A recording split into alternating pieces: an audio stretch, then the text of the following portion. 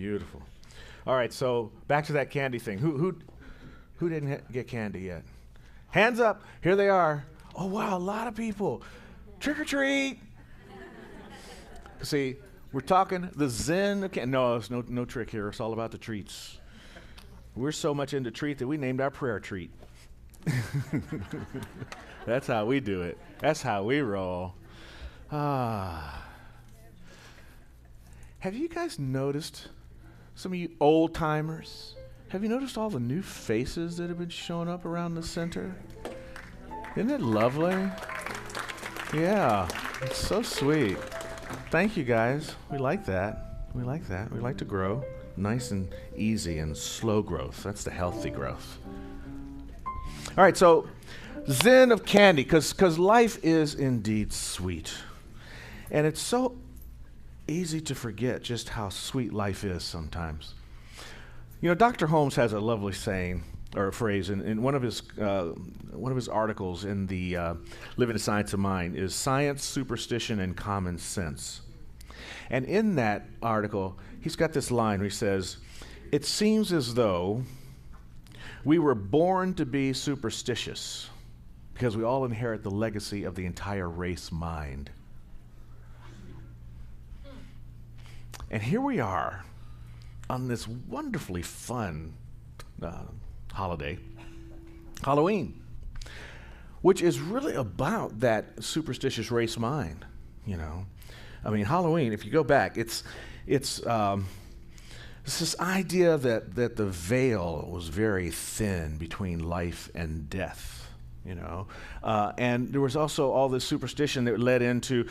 See, it's an in-between kind of holiday, Halloween. You know, it's in between fall and winter. It's in between the plenty and the scarcity, the plenty of the harvest and the scarcity of what comes in the barren season of winter. People were kind of freaked out about that. They weren't really sure whether we were going to make it through the barren winter season and the changing of the sun. So the superstition was we needed to do something to protect ourselves against this. You know, we needed to get involved in it, and so there was this belief from the Celtic culture, basically 2,000 years ago. So much was this power of the Celtic people that even the Romans got involved and tried to figure out how they could get a handle on the superstition around this particular holiday. You know, the whole thing around the candy. That comes from something called souling. You know, we've always held, for some reason, the human species has just not gotten itself together to take care of everybody. We've had poverty for a really long time, and those that were needy would go to those that that had stuff and say, "Look, I will pray for your sacred people, for your ancestors, for those that are crossed over on the other side who are at that veil space. I'll pray for them in return for a sweet soul cake." And called it souling. And the sweet soul cake finally became the candy that we hand out. That's where the candy idea comes from. So when you get the candy from trick-or-treating, you need to pray for somebody. Pray for their ancestors, because that's what that's all about, you see.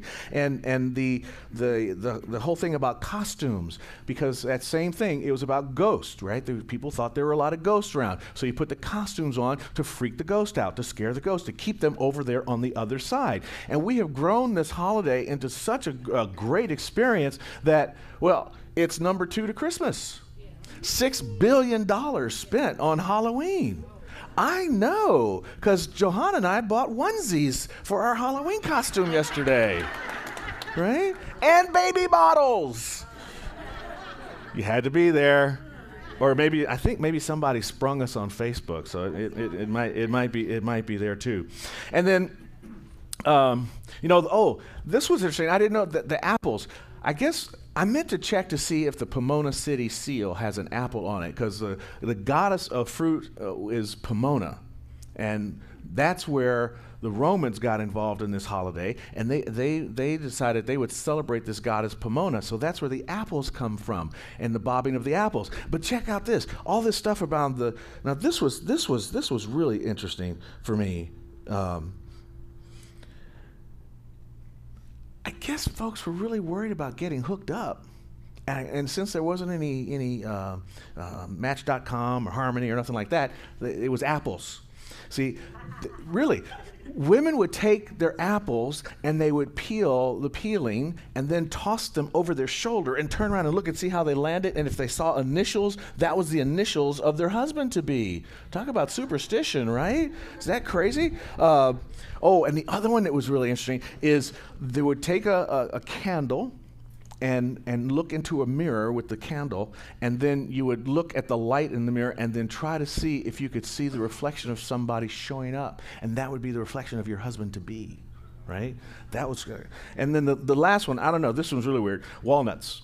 You would take walnuts and throw them into the fire. Now, depending on what side of the family, what family you were from, either the walnuts that didn't burn up would be that they would use that to figure out who your husband would be, or the walnut that did burn up, they would use that one to figure out who your husband would be. I don't get it, but that's superstition. This is how crazy it is. So we have moved to that space where we've gotten away from superstition, and that's what's so wonderful about our particular teaching, that the science of mind is a way that we can use science and common sense to erase this lifelong legacy of superstition. But at the same time, it turned out to be just a really fun holiday for us. For the longest time, before we would put our idea around faith and ground it in something called experience, or ground it in something deeper than just "thus saith the Lord," we relied on these superstitions. But here, through the teachings of the science of mind, we've come to understand that there's psychology, there's science, there's revelations of philosophy that we can mix together to give us a more grounded understanding, so that we have our faith based in something more than just "thus saith the Lord." No, it's "thus saith common sense," "thus saith the ideas of science," "thus saith the opinions of philosophy." It takes psychology, and we allow all that because there's only one life. That life is God. That life is our life right now. And understanding that everything that's appearing in the universe is an experience for us to grab something from, and as we grab from it, we get a little bit deeper along our way. And the really neat thing that I want to talk about today is just how sweet life is. How wonderful everything is for us when we open ourselves up to the understanding that life is sweet.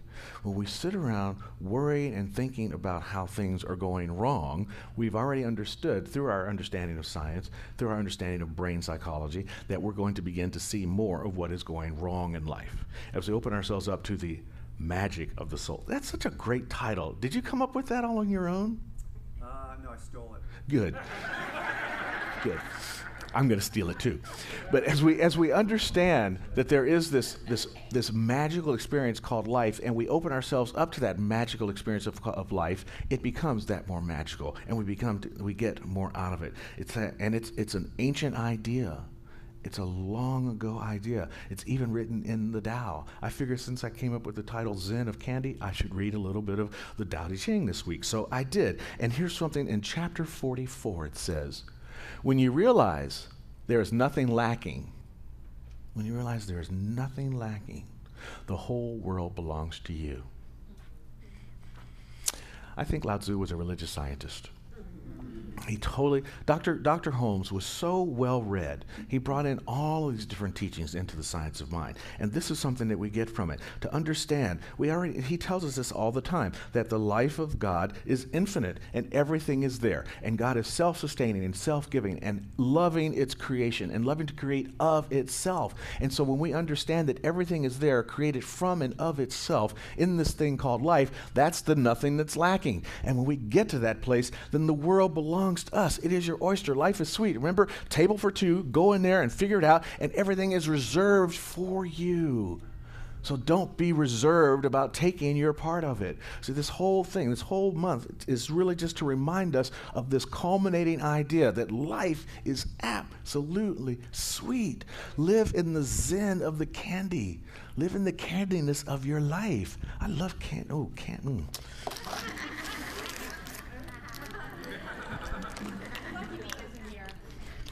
What? Oh, Dean likes candy too. Oh, he wouldn't let me do this? All right. Is he watching? He's in Okinawa, so I think he's at a festival. All right.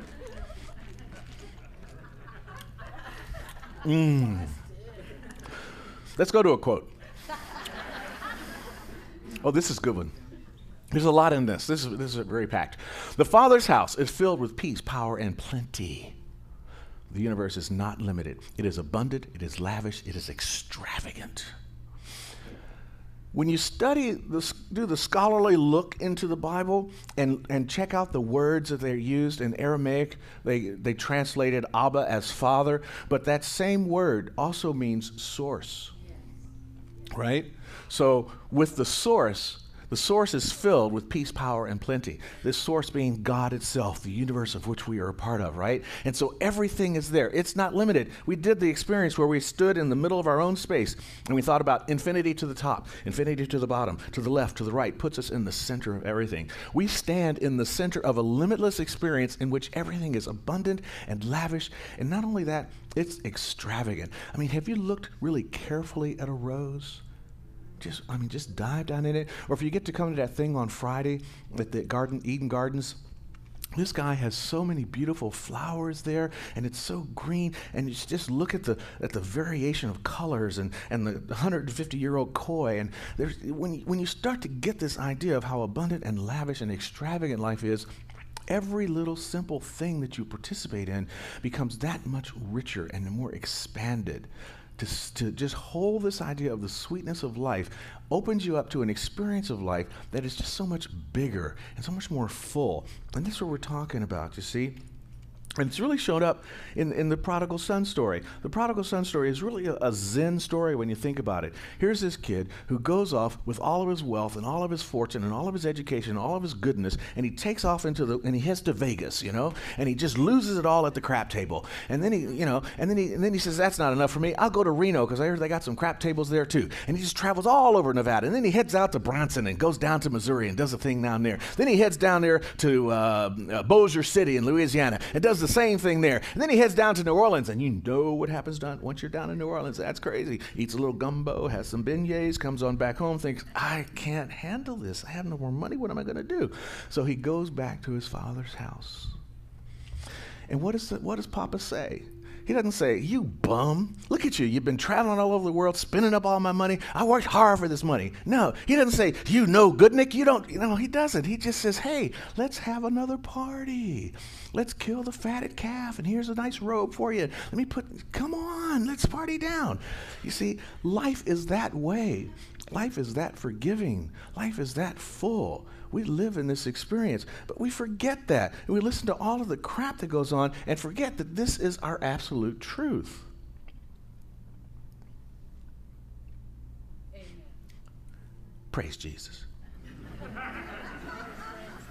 And all of his friends too. Lao Tzu, Buddha, Allah, all of them. Muhammad, all of them. Praise be to Allah. When we get to this space of the sweetness of life and the sweetness of life, and I was thinking about this to the fullest, I thought to myself, of all the things that are sweet in life, what is the absolute sweetest? I just kind of pondered on that this week, and it came to me in a flash. It didn't even take but a second to realize that of all the things about life that are sweet, what is the absolute sweetest? It's love. Love is the sweetest sensation in life. What I thought about immediately was a baby's smile. And then what came to me was that message from the great master, be as little children. Thus, the Halloween costume.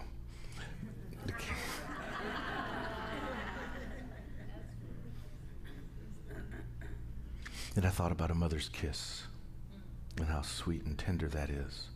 Even when she goes, That's right. it's such a sweet thing, By the way, if you're sitting around with one of your friends somewhere and they got spinach in their tooth, tell them.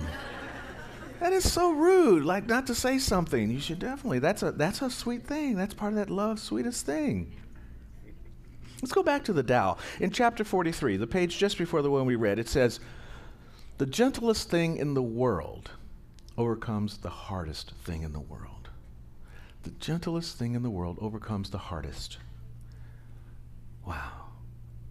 If we can be in that space of love, if we can be in that space of the child within us and allow that inner child to come out, that's the gentlest aspect of our life, and then we can overcome whatever challenges we may have in our lives. The sun is blazing, blazing hot. We know that. But the tender reed, the tender shoot comes up out of the ground, and it overcomes that hard, bright light to become a plant that feeds and nourishes our body. We are that same thing, and we have those kind of ideas within us that are gentle and tender, yet if we nurture them, they overcome whatever obstacles may be standing in our way, particularly the obstacles that we put in our way of, I can't, I don't know how, I've never done it this way before. We can move beyond all that as we get to that place of remembering the mother's kiss, of remembering to be as the child, of remembering to allow love to motivate what we do. Love what it is that you do, even if you don't like your boss, even if the work just drives you nuts. Love the fact that you have the work. That's right. Love the energy that you can put into the work. Love the fact that at the end of the day, you get to go home and do something else. But love the time while you are there, and you'll find that the time will pass, or even the opportunity may arise to do a different work or a different life. I have a friend right now who is transitioning from one kind of business into another, and she's understanding that as she gives more energy to the business that she's currently in, even though it's not fulfilling her like it had in the past, as she gives more energy to that, it feeds her to have more energy to the new business that's unfolding, and a shift begins to take place. And that's how it happens in our lives. Sometimes we have to stay with what we're doing as we move into where we're going, but it doesn't mean that we start hating where we are. It means that we love where we are that much more, so that that gentle love allows us to move through the hard transition into the new experience of life. It's all about a journey, and we're all on it. And since we're on it, why are you going to hate it along the way? Just don't be a hater. Stop drinking the haterade and get into the joy of life. And here's what you have that's working on your behalf. I call this inspired by the Governator. I'll be back. Because this is as persistent as those damn Terminator movies. This is as persistent as the Terminator movies. It's the law. The law. I call it the actionator. The actionator, the loveinator. Law lets stuff take place, and it is as reliable. If I pick this up and let it go, you know where it's going. It is not going to float up like this. Even at one of Joe's magic acts, it might float up for a minute, but it's only for a minute. Then it's eventually going to drop. I don't know how those magicians do that. We got to figure that out later. I don't want to get off my point. But when we allow ourselves to understand that just as there are these physical laws that allow things like this to fall, there are spiritual laws as well. And we can apply those spiritual laws in our lives. And one of the applicators for that is this principle called love. When we put love and we match it with our intention, and we give attention to the activities of our lives with that motivation of love, then the law gets into the business of bringing it about for us, and things start to unfold in wonderful ways. Like for my friend I was telling you about, who's transitioning from one business to another. As she applied that love to that business and transitioned to another, someone came to her and said, you know what? I'd like for you to bring your activity to my center. I'd like for you to bring your activity to my business. And it started to unfold and happen, you see. The law made that happen. She didn't make that happen. She just became willing. We just have to become willing to allow something to happen, and it does so. But so often we block God's bounty, what Dr. Holmes calls God's bounty. We block it with the I can't. And success comes in I cans, not in I can't. And so we can just stay in the I can. This is the optimism speech today. This is about the sweetness of life, and the sweetness of life comes from seeing that it is sweet and living from that place. And despite all the things that rush in to tell us that it's not, and the stuff does rush in. We're not denying that. See, Dr. Holmes, people get confused sometimes and think we're all about the Pollyanna feel-good religion. And yes, we feel good religion because we know that good is the truth of life. But we also have to understand whatever the conditions are. He says, we look at the condition. And look at it doesn't mean like, whoa. It means assess it, figure it out, take a look at the condition, and then turn from that condition and know the truth of what we are and who we are.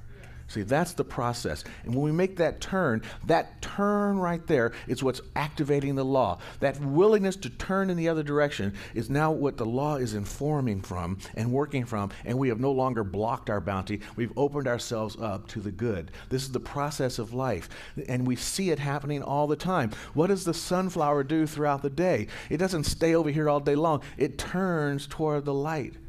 And it follows the light. All your plants, your trees, look in your yard and see. You'll see the trees are growing toward the light. You go to the ocean and what's happening? Those trees are moving toward the light, you know. They're moving away from what's hurting them. That's why you see sometimes in a windward situation where the wind is always blowing, the tree is leaning that way. It says, enough of this wind. I want to get away from it. It goes toward that which makes it feel good. We need to pull ourselves toward that which makes us feel good. Dr. Holmes says, we must be aware of the use we are making of the law. We must keep our thought straight. Now that's important here because if we're not focused on the good, if we're focused in the worry, the anxiety, the stress, the turmoil, the disappointment, that's what the law is taking its cue from. That's the message that it's giving you. So you're going to get more of that. You're going to get more distressed, more worry. You know, it's like your mom. You crying now? I'll give you something to cry about.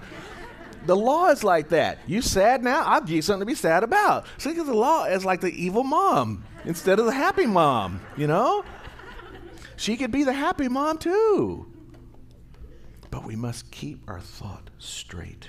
Yeah. And what that means is staying in this truth of the sweetness of life. Staying in the truth of knowing that God is our source and that God is synonymous with good. And there is good enough for everyone. No one is diminished by having good. You know, proof of that? Just look at all the cars on the road today, and there's still a lot more in the car lot. You cannot buy enough cars to stop somebody else from having the car they want. And it's like that for everything. That's the way the universe works. That's why Sam Kinison was saying back in the day when he did his comedy act, go where the food is. You know, there's food out there for everyone. And we'll get to that place in one time where we'll give up all this stuff about not having enough for other people. We will get to a point where we begin to counteract the inertia of race consciousness through our shifting consciousness. And we are those that can do that. We are in that place to prove through our actions, and through our actions receive the demonstrations that let us know that life is indeed good, that life is indeed sweet. It is our job, you see, our job to counteract all this. This is how we unwrap the candy. See, the candy starts out in a wrapper, but then we get about the business of treating and then making a movement. And that treating and movement is opening it up so we can taste the sweetness, so we can move into that space, you see. We have to move away from those superstitious beliefs, including those superstitious beliefs about our lack of worth or value that we place upon ourselves, because that's a superstition too. That's a result of race consciousness. Dr. Holmes says that all the comforts and the good that have come to us in modern life have come through science are not contradictions of nature. They are rather affirmations of the limitless resources of life itself. All the comforts, all the creature comforts we have that we've gotten through science, that's just us understanding our nature in life and allowing that to happen. Remember we talked about Socrates? He could have had electric lights when he was asking questions on the porch if they'd understood how to harness electricity. And, you know, Columbus could have flown across the Atlantic if we'd understand aviation a little bit sooner and paid attention to Leonardo da Vinci when he was creating those drawings about flying. But nobody thought that was true because they were still stuck in their superstitions about a flat earth that you'd fall off into Hades or something. But we know better now. And this is not nature shifting, it's just having a better understanding, just affirming that the limitless resources of life are available to each and every one of us. And when we get to that point of truly understanding these principles and do our job as God's outpost for the development of a better experience for everyone, we will see that better experience for everyone. Particularly here, as we're on this election eve, and I'm not talking about who you vote for. I don't care. Here's the idea here. It's not going to be one man or one woman that's going to shift the planet. It's going to be all men and all women. It's all of us to do our job. And I ran across this one reading from Dr. Holmes that I wanted to share today. It's a little longer than what I would normally share, but it really laid it out. He was speaking to me in such a wonderful way. It speaks so much of the promise that I feel for life itself, and I think we're here for this, to do this. He says that poverty will one day be wiped from the face of the earth, not because God will someday decide that he is ready to change conditions. Because remember, lavish, extravagant, and abundant. Not because God someday decides that he is ready to change conditions, but because people cooperating with God, with nature, and with the law will proclaim an abundance that has already existed. War will cease, not when God decides this for us, but when enough people know that it is no longer desirable and steadfastly maintain that position. From communion with Spirit, man will come to perceive the deeper reality and the broader sharing in human experience. So disease will one day be wiped from the face of the earth as science and sense and the philosophy of spiritual truth take place of ignorance and superstition, fear and confusion.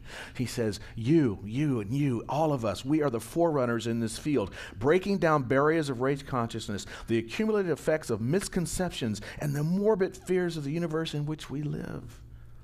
When science, common sense, and right philosophy combine, the half-gods will have to go. I love that phrase, the half-gods.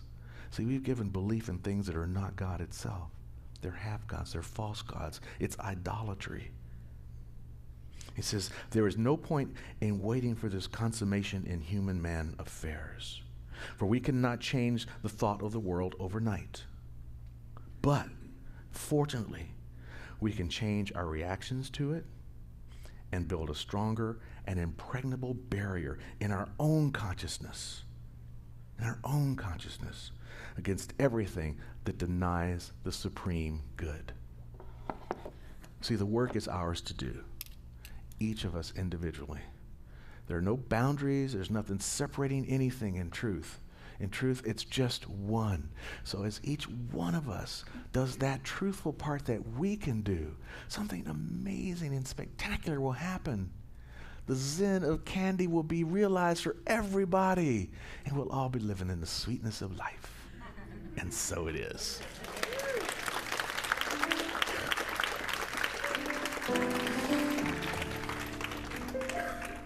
So that brings us to our affirmation. Are you ready for it? Are you ready for it? All right, here it is. There is that within me that knows the sweetness of life is available to me now, and I partake of it in each and every moment. Each and every moment. Take it, it's yours. Thank you, that's mine.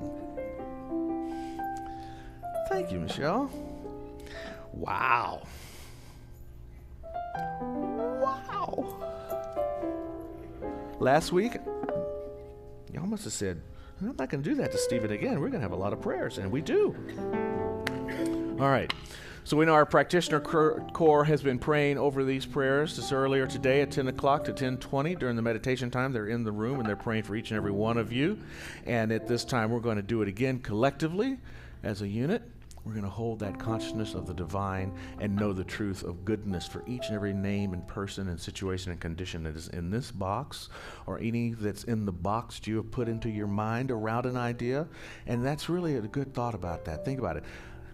A lot of times we have these problems and we put them in boxes. We put barriers and boundaries around them and say, well, this can't happen because that can't happen, and it just gets boxed in. Right now, blow out the box. We're taking the lid off the box so everything can just flow out and be available to that infinite spirit of the divine that allows good to unfold, all right? So hold that with me now as we go into prayer together.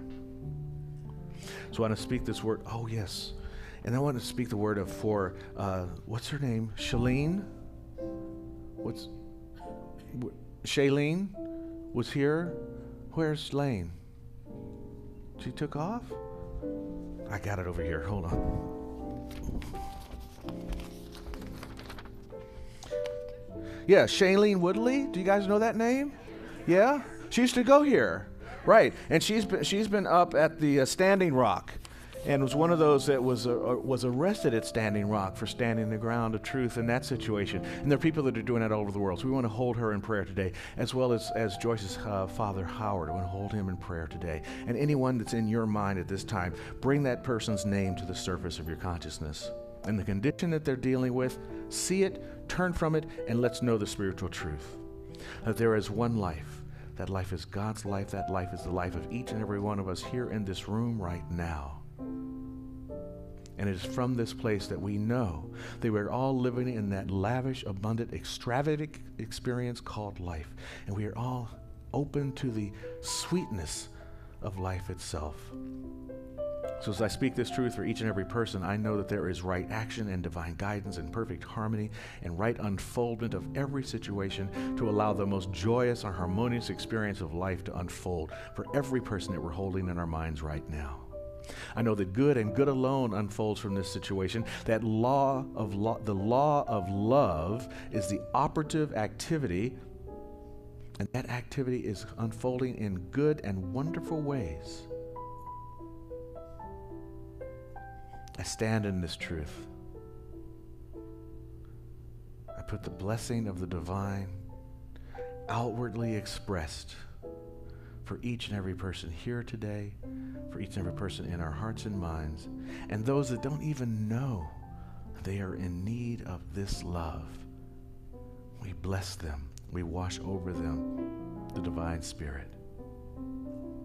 So I now release this prayer into a perfect law with deep gratitude that knows exactly what to do, how to do it, when to do it, and is doing it now. And if you feel the movement of that law in your life or the life of those you're holding in heart and mind, release this prayer with me by saying, "And so it is." And so it is.